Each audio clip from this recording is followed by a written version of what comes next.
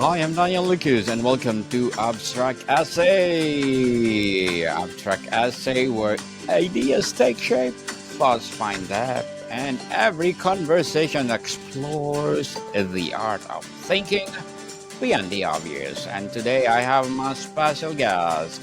He is a multifaceted leader whose mission to inspire and transform lives through a powerful fusion of spirituality, mindfulness, and media. No other than Mr. NaRon Tillman. Thank you, Daniel. How are you tonight? I'm fabulous, Mr. NaRon. And can you please introduce more about yourself? Well, my name is NaRon Tillman. I grew up in Queens, New York, Far Rockaway, which is like the sixth borough, but it's part of Queens. And I still live in New York, lifelong New Yorker. We have a book up and coming. We podcast. We help people get their minds and their lives back together. And tonight, I'm a podcast guest.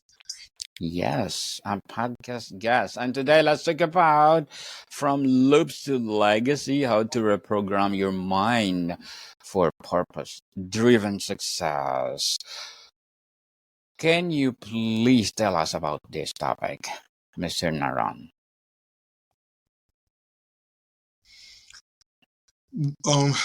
So a loop, most people, we all live in a loop, but we don't know that we're in loops. And you don't really understand that you're in a loop until you're out of a loop, which is weird because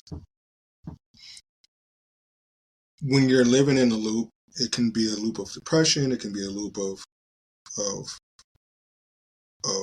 financial calamity, unhealthy lifestyle choices. And, it comes from a self-sabotage place in our brain that we find ourselves on this hamster wheel, so to say. That's the whole loop. We find ourselves on this hamster wheel, and it's hard to get off. We hang out with people on that same wheel. We go to church with people on the same wheel, and everybody's just doing the same thing. We're programmed through the subconscious mind. Wake up, go to work, act, whatever. So that can be our loop. And it can be religious loops, relationship loops, again, fiscal loops, self-hatred loops. It starts with the self-talk, how we respond to ourselves or how we speak to ourselves. And if we're not kind to ourselves, then we can go further and further down that rabbit hole. In order to reprogram or to rewire those loops, we first have to be real with it, that they do exist. And then we have to use strategies, whether it's meditation, breath work, I ams or affirmations, prayer. All of those things are designed to help reprogram the subconscious mind and to bring us from the place where we are self-sabotaging by loops, living in a limiting mindset, and we transition from there where we are limitless in how we approach life, and we tap into the part of us that's internal. It's not an external thing. The part of us that's inside of us that is external. That is eternal. No limitations, and we take off those loops slowly but surely. It's a long, lingering process, but it's doable. What was the most surprising revelation you had about our subconscious programming affects our ability to create meaningful success? That we can, that we don't really need any miracles. Growing up in religious settings in the church that I grew up, everything was, we're praying for a miracle. We're praying for a miracle. Like this miracle is going to happen and it's going to reprogram our mind. If you look at lottery winners, people that win the lotto usually tend to come back being broke again. It's because they haven't gotten out of that money loop. So yes, they have more money, but they just spend more. And it just gives them the room to spend more. So the one thing that surprised me is that we can. if we can. Like, I teach yoga and mindfulness, and my seniors I've seen people who couldn't move their arm come in. I can't move my arm. I can't move my arm. And we remove that soundtrack of I can't and replace it with I can move it a little bit. I can move it a little bit. And before you know it, the hand is up over the head. And that's not every case, but in a lot of the cases, a lot of the things that are limiting towards us starts in the subconscious mind. What are some of the most common loops that hold people back from purpose-driven success, Mr. NaRon? Um, self loathing. Most of our soundtracks that play in our head comes from our childhood. So we may have had overbearing parents, or didn't have support, or we may have had parents that wasn't around, or we may have been picked on in school and been bullied, or whatever. But those soundtracks play in our head, and a lot of times we have to go back into that childhood, go back into that youth, that young adult that felt uncared for, that felt as if they was cast aside, and nurture them and really remix the soundtrack of their childhood. Remix, for sure. What's one practical technique our viewers or listeners can use to break free from limiting thought patterns? Imagination and visualization. When I was coming up, we didn't have video games and stuff like that. Yes. We played with Play-Doh. We had figurines, and we made them do things. We used our imagination. We created games out of our head, and we just started to play, right? But we used our imagination. And as I got older, the ability to use the imagination went along by the wayside. They removed certain things out of schools that tapped into that part of the brain that helps us to imagine, and it helps us to look forward and see things that don't exist. Not in a negative way, but seeing a decapitated house. My first business was construction. Seeing a decapitated house and seeing the potential in the house, that comes from the imagination. And because the way that the system is built, they want to create cookie cutters. So everyone is trained the same. Everyone starts to dress the same. That's why social influence and all of those things are prevalent as much as it is in this day and age. So if we can get people to tap into their imagination, because you have to see yourself better than where you are in order for you to get to where you want to be. But if you can't see it, then it's hard to get there. Mr. NaRon, what framework does you offer or recommend for discovering one's true purpose when feeling lost or uncertain? 2 words, I am. So in the book that I just completed, that will be out this fall,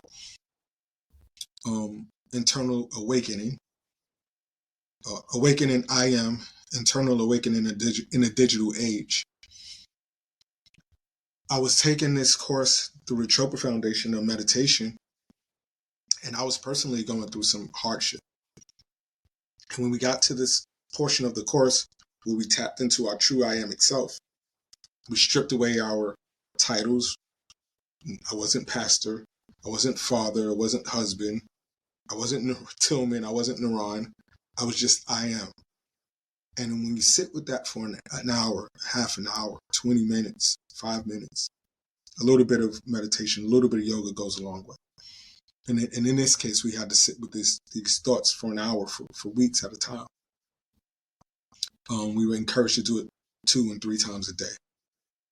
And when you just sit and you strip away all of the responsibilities that you think you have, all of the labels that was pressed upon you, and then you just sit with I am, and you allow that which is internal inside of you that may have been suppressed to resonate and rise up out of you. Stuff that you didn't even know that you can do, abilities that you didn't even know that you had, because we're so busy caught up in whatever today is bringing us, right? So we're running, and everything is a fast pace. When you slow down and you just sit with your true self, and you strip away all of the responsibilities, strip away all of the hurt, strip away all of the pain, and just be I am for a few moments without any adjectives behind it, and you allow those adjectives to come and flow freely from within, it's a beautiful thing. And it really helps you to find your path, because you can't deny what's inside of the belly. Mr. NaRon, can you share a story of someone who successfully shifted from survival mindset to purpose mindset? Well, my favorite theologian, Martin Luther, was faced with death, and because of his theological stance, and it went against the Roman Church, Roman Catholic Church, and he had to go before the Council of Worms, and he was afraid. A year before he gets there, one of his best friends died because of his theological stance, and it was treason unto death, and the whole town was there. It became like the talking piece of the town. His father was upset with him. His father didn't want him to be a preacher. His father wanted him to be a lawyer. And he writes this prayer, and the prayer is archived. You can Google it. It's a long prayer. It wasn't asking God for favor or to rescue him. He writes this prayer, and he goes, and you can see him going from the place of fear, where he starts the prayer. I'm afraid. I don't know what tomorrow's going to be. They said when he left the court that first day, they let him go back home and come back tomorrow. They gave him 24 hours to recant his statements. And by the time he finished the prayer, and you can see him emptying himself out on this page, he has this sense of assurance. And I know that when you get this sense of assurance, it's not something that comes from without. It's something that comes from within. And he was ready to face whatever obstacle that he was going to have to face. And there's a book called The Obstacle is the Way. And there's some points in our lives when our obstacle becomes the catapult to help us to achieve that next level of greatness. And in Martin Luther's story, not Martin Luther King, and he faced adversity too. His father actually named him after Martin Luther, the theologian. Martin Luther faced that obstacle, went through it, and legend has it that as he walked out of that council, he didn't recant his statement. And he walks out with his hand raised up in the air as a hero. And he said, Sola Fide, which means faith alone, Sola Gloria, Sola Deo, which means God alone, and Sola Christos, Christ alone. Mr. NaRon, how or what role does neuroplasticity play in creating lasting change according to your opinion? Everything. A few years back, we were taught that after our adolescent years, once we got to a certain age, the brain was no longer pliable. That whatever your worldview was, whatever your upbringing was, if you didn't get it, the inputs at an early age, that there could be no transformation. Well, neuroscience has taught us that the brain is actually plastic. And not only is it plastic and flexible and still pliable, it also has a way of creating new pathways. So and I'm going to give you a case in point. Neuroscience has discovered that when a person has trauma in their body, the faster we go to the trauma, the faster the healing process. So if a person suffers a stroke, the longer we wait to give them treatment, the longer they're going to stay in that trauma-based effect. But the faster we deal with it, the more, because that pathway is still open. Once that pathway closed, that new pathway says that this part of the body is affected. So it's going to take longer to open that pathway back or to create a new pathway. But the ability to create the new pathway exists. That's in every area of our life. You being a podcaster, you didn't start, you have plenty of podcasts and you do this all day long, and you didn't start out that way. Right? It was something Yes. that was created inside of you. It was an imagination. And then as you started to get better at it, these new pathways started to open up. And when the new pathways start to spark, then the creativity starts to spark. And you're saying, oh, wow, instead of me talking about this food on my on this show, I can talk about food on this show, and I can talk about essays on this show, and I can talk about. So that's the creativity in its essence. And we see it all the time in entertainment. We see it all the time in even in politics. We have some politicians that are very, very crafty and very using their mind and their imagination. And if anyone is listening right now, you don't have to be stuck where you are. You can too use the tools of meditation, use the tools of breath work, which breathing is really, really important for the brain, and use the tool of silence, sitting in silence and listening to our mind. And for every one negative thought, rewire the mind by forcing ourselves to think of two positive thoughts within the same context.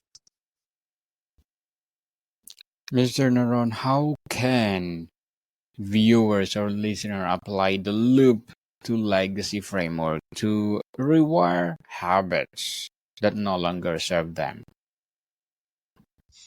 I'll give a simple technique that if you're listening to, you can do in the morning. You don't even need a guru and everybody stand in front of you.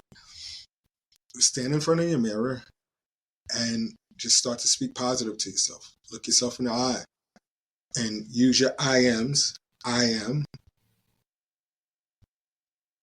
a good father. I am, and it starts small, but then those tails, those long tails start to expand. And as those long tails start to expand, you start to rehearse these things. So the thing about the subconscious mind is that the subconscious mind is like AI agent. It wants to give you the desires that you're requesting. It doesn't differentiate between what's real and what's false. So we have to prompt it properly in order to give us the desires that we set out for. And you can do that by looking in yourself in the mirror, because you got to believe it. You can't trick your own being. You got to believe that you're great. You got to believe that you're more than a conqueror. You got to believe that everything is going to be okay, regardless of what it is that you're faced with. And then you have to prompt the subconscious mind so that the subconscious mind can go about giving you the desires. Now, if you wake up in the morning and you say, oh, today's going to be a long day, although it's only going to be 24 hours in the day, it's going to be a long day because you prompted your day to start that way. So your self-talk is the most important thing that you can do. But looking in the mirror and looking yourself in the eye to help you change that confidence level about whatever it is that you're going to be doing. You have a long day, get up a little bit earlier and prompt your day.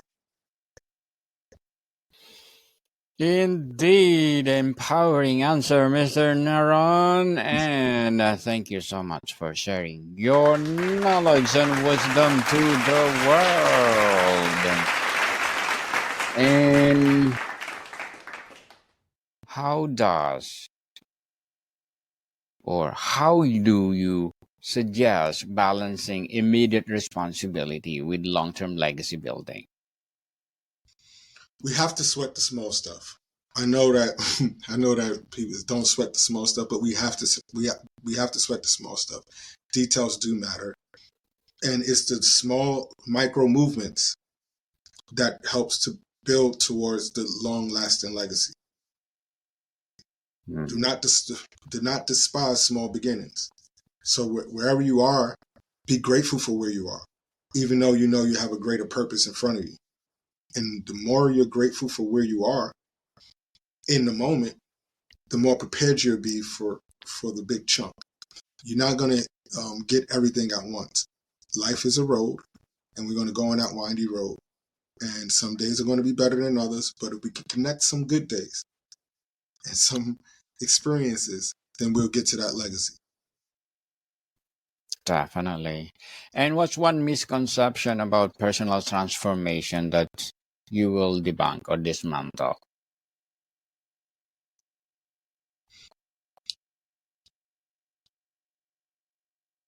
That is easy. You see all of these people say, "Oh, 5 easy ways to do." It's not easy, because so I grew up in the war and drug era, right? And during that time, this is when crack cocaine was very relevant. But the problem wasn't just the drug addict. The problem was just also the drug dealer. They both were addicted to that flow, that system, that loop. The drug dealer was addicted to whatever life that came along with that, and the addict was addicted to the life that came along with that. But in order for either one of them to change their lives around, they had to see themselves as somebody other than. Because you can be in a loop for so long that that's all you see. So you can't really see yourself out of hanging out on a Friday night, spending all your money. You can't really see yourself out of abusive relationships, friendships. You can't see yourself starting your own business. Nobody else started a business in my family. How can I start a business? Can't see myself as a podcaster. Like who wants to listen to me? So it's not easy, because although you may get out of those loops, that other person still exists inside of you. And all they're waiting is for a moment to rear their head and speak louder than the new position that you're in. And that's where self-sabotage comes in at. So it's not easy. It's not easy, people. And before we wrap up our discussion today, Mr. NaRon, I'm inviting you to please do listen to my other podcast, people. My other podcast, because my abstract essay is already in 5th season, abstract poetry in 2nd season, and my book 101 review in 5th season too, comedy 101 in 2nd season, and my food 101 in 5th season as well, geography 101 in its 4th season, and my baby podcast Law 101 and Mental Health 101 Love Letters in its 3rd season, and Movie 101 Review and Music 101 in 4th season, and Science 101 and Sex 101 in its 1st season. Please listen to them wherever you listen your podcasts. So, Mr. NaRon,